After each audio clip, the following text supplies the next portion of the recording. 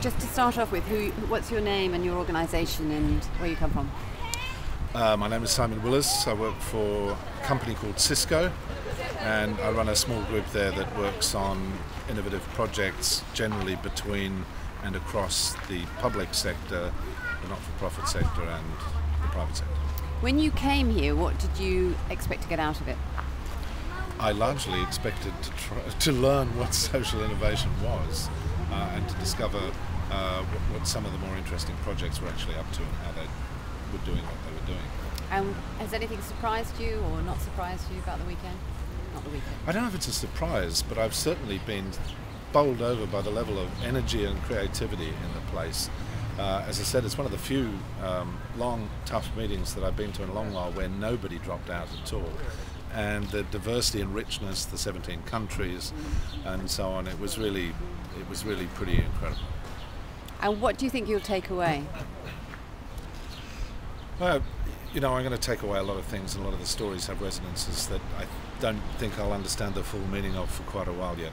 One thing that struck me, and it was a theme, a kind of underlying and unstated theme, that ran through a lot of the speakers, was that it struck me that there was something here in the nature of the beginnings of a social movement that had a very particular, I don't know if I'd say a very particular set of values, but certainly a very particular view or even a vision of what it is to be human.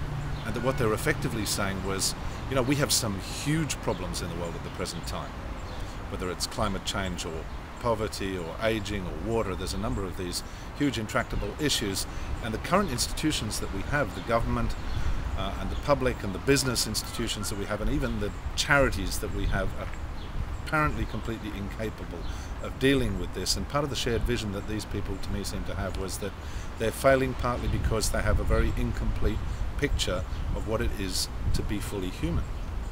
And these guys are very much driven by this idea that humans are not just consumers and producers, or they're not just teachers and learners. There's something much more fully developed than that they're trying to tap into, which is why it's always a grassroots thing, which is that people like to be creative, they like to work together in social networks, they like to have responsibility for and influence and create their own futures and their own communities.